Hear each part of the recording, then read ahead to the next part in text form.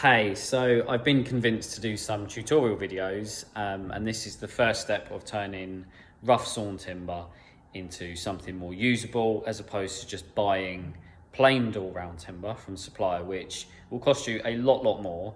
And in my opinion, regardless of where you get it from, you've still got to refine the product. You've still got to spend time on it. So if you have the tools to do that, then you might as well do it from scratch.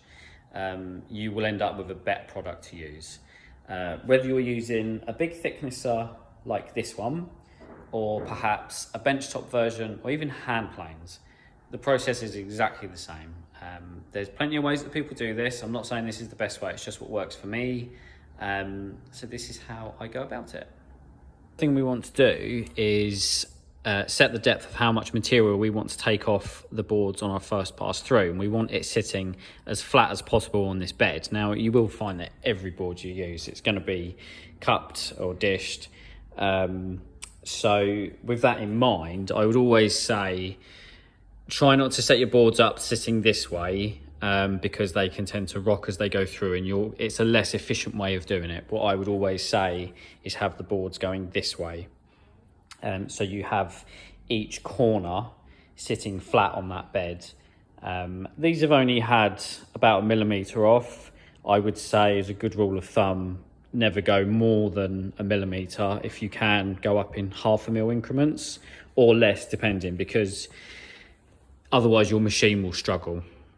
When it comes to measuring, you would assume you could just say, okay, we've got 32 mm. Let's set the machine to that. However, regardless of what you measure on the side, what you need to do is set a straight edge up across the top of your board and then measure to that. Because as you can see, we've got near 36 mm there. And do that all the way along your board and just see what the highest point is. You want to, even if you're just putting it through and it's taking 0.5 mm off in places, do it that way. Don't try and rush it. It's protecting your machine, it's safer.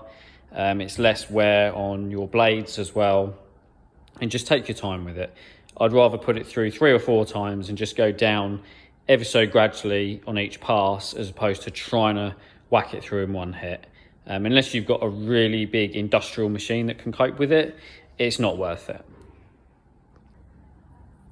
Once you've done, say, 1 or 2 passes and you've got a good surface area of a flat section, I would then flip the board over and give it a pass on this side. So we know it's only going to take off the material on the edges, but at least we've got a flat surface for it to sit on.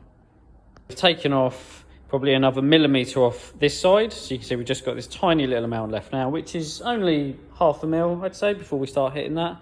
And I've been alternating every time I put it through. So but once you've got one flat side, every time you pass it through, flip it over, because you know you've got a good base for it to sit on. So again, it'll be the same sort of depth this side. So a couple more passes and we should be there with this board.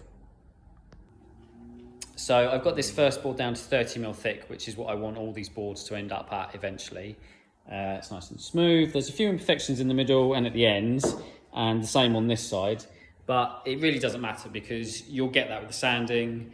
You have to expect to still need to refine these boards even once you've done the thickness in. What I would say is it's really important that you start off with a board that is way thicker than what you intend to bring it down to. Don't order a 35 mm board thinking, yeah, I can use that 30 mm, because you won't. You will end up with one side of the board that is no good. So start off with a board that is, I'd say, ideally just go for 10 mm, thicker than what you intend to bring it down to. If you can pick your boards at a good timber supplier, you can go along the board and you can check, but it is a very time-consuming thing to do. A couple of tips that I would say is, whenever you have done your first run through the thicknesser, lay the board down with the side facing up that you want to plane next. So every time you then come to pick a board up, you've already got it the right way up. It's a really easy way to make sure that you're taking one side then the other, one side then the other, because otherwise, and trust me, you will pick them up and think, have I done this side? It's really easy. So put the board down with the side facing upwards that you want to plane when you next pick that board up. So when you've got a stack like this, I know that every single board is already facing up the right way. And once I've run it through, I will turn it over and I'll put it down with the side that I want to do next. Can't go wrong. So the next one might sound quite strange, but when you get your materials into the space that you're going to be working on it in, you need to let it acclimatise and rest. So like I've got some oak and some cherry and some other bits up there that I intend to use in a few weeks. That might sound like quite a long time, but trust me, it's well worth doing because the wood needs to get used to the environment that it's then going to be chopped up and sanded and planed and thicknessed and all that before you actually start doing the work itself. The reason for this is wherever you're using your wood, it's going to try and start absorbing any heat and moisture that is in the surrounding area. So whether you're putting it up on racks or you're putting it on the floor to one side, I would say allow at least a week minimum. Ideally 2, I think is good for it to do this. It's called returning to a state of dry equilibrium. And it will do it, and it will do it in a way that is either too quick or too slow and or unevenly. You can't win, and it will do it. So you're allowing all these imperfections and inconsistencies to come up as it gets used to the environment before you actually start working on the wood itself, as opposed to thinking you've done a great job, rushing it, and then within a few days it'd be twisting and warping and cupping like an absolute bitch. And then you'll have to redo it all again, or you won't have enough thickness left on the boards to do so.